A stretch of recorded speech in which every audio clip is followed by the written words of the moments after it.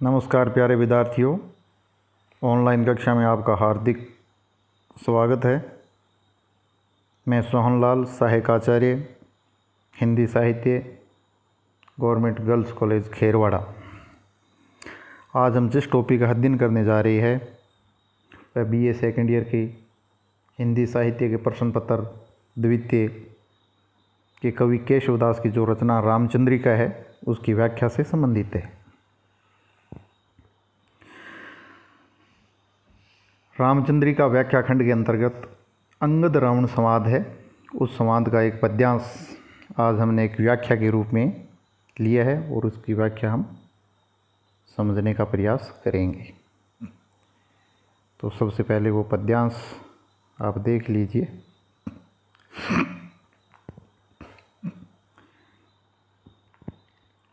पद्यांश आपके सामने है। अंगद और रावण दोनों प्रश्नोत्तर शैली में एक दूसरे से प्रश्न पूछते और उत्तर देते हैं। तो रावण अंगद से क्या पूछता है?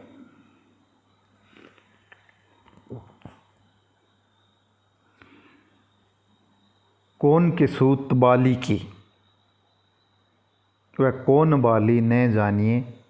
सबसे पहले अपने ये पद्यांश को एक बार सरसरी नज़र से देखते हैं। कौन के सूत बाली की, वह कौन बाली न जानिए। कांख चापी तुम्हें जो सागर सात बखानिए, है कहाँ वह वीर। अंगद देवलोक बताइयो, क्यों गयो रघुनाथ बान। विमान बैठी सिधाइयो, लंका नायक को विभीषण देव दूषण को दहे। मोवी जीवन होई क्यों, जगतो ही जीवत कहे। मोही को जग मारी है, दुर्बुद्धि तेरी जानिए। कौन बात पठायो के वीर, बेगी बखानी। ये पद्यांश है। तो सबसे पहले इस पद्यांश का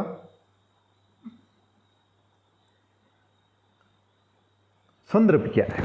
संदर्भ इसका ये है कि सीता का अपहरण करने के बाद रावण यानी लंका के राज दरबार में सभा चल रही है और वहाँ पर विभिन्न देवी देवताएं ऋषि मुनियों को रावण ने कैद कर रखा है और रावण का प्रतिहारी वहाँ उसको डांट रहा है।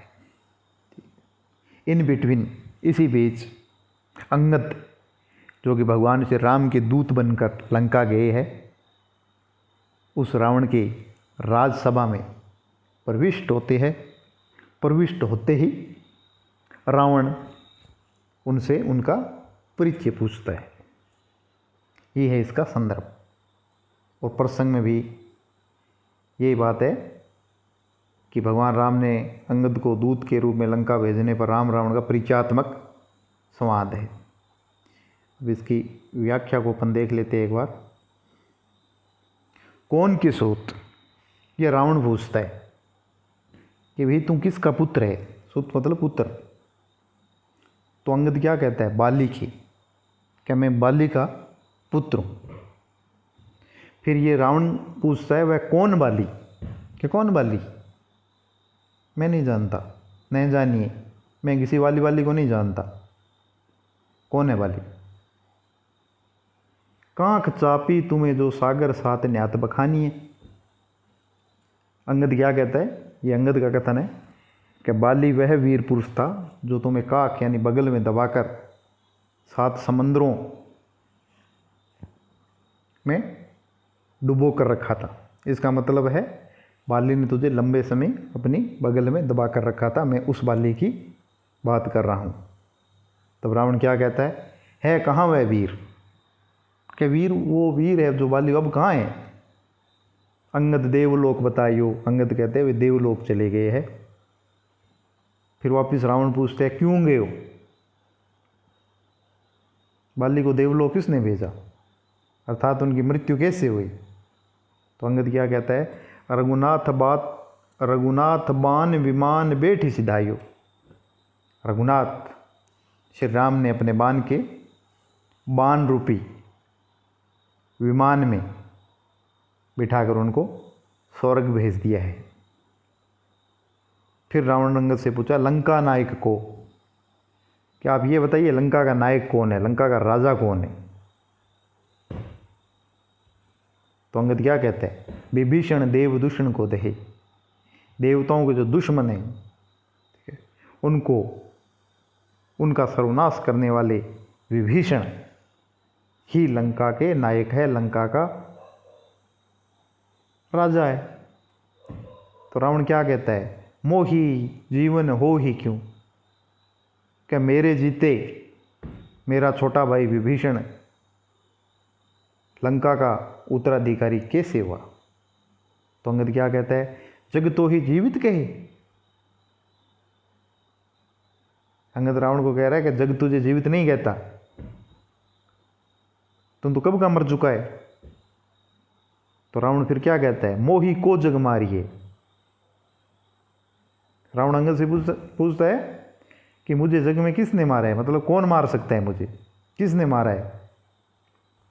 दुर्बुद्धि तेरी जानी है। अंगद कहता है तेरी दुर्बुद्धि है, कुबुद्धि है, तेरा अहंकार है, तेरा गर्व है, तेरा अभिमान है, उसने ही तुझे मार दिया।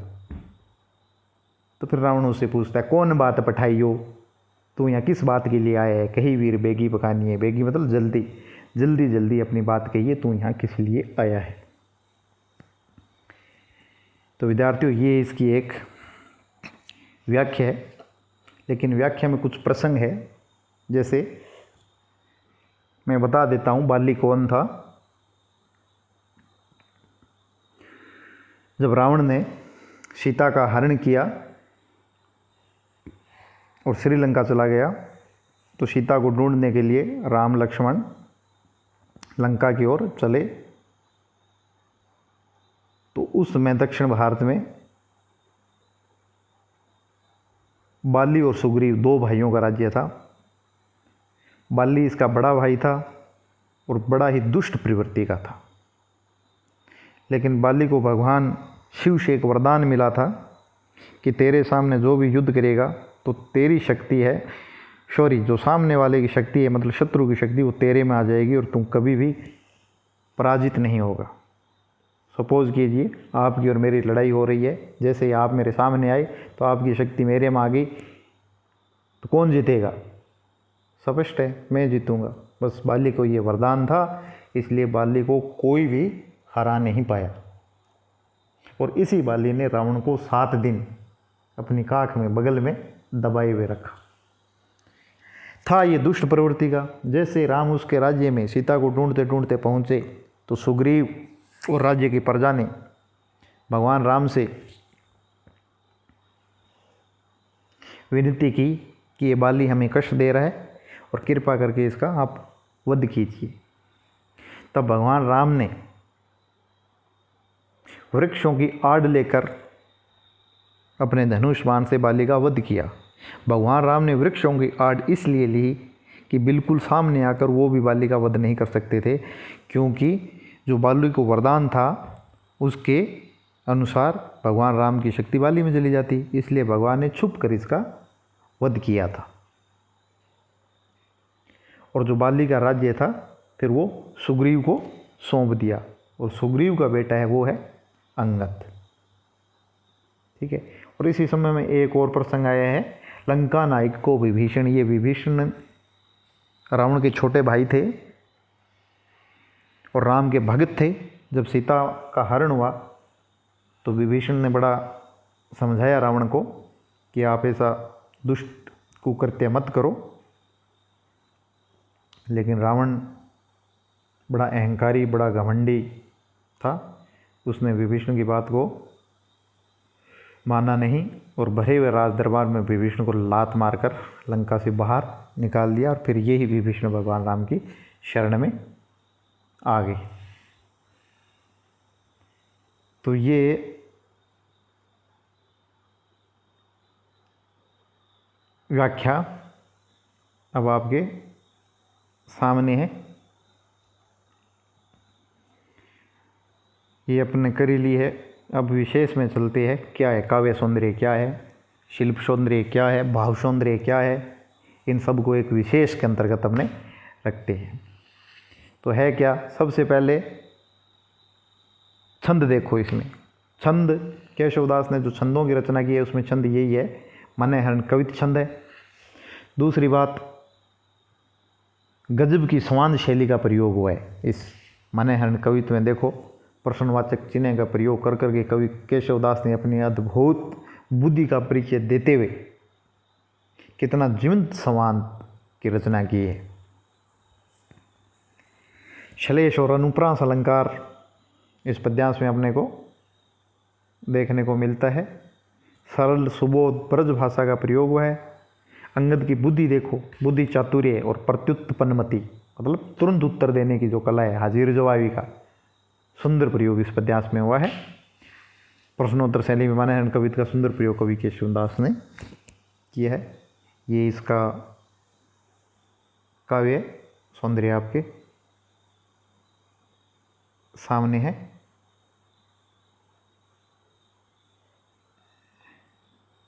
बाकी आपको इसकी PDF फॉर्मेट है वो मैं व्हाट्सएप ग्रुप में डाल दूंगा। आज के लिए इतना ही, धन्यवाद।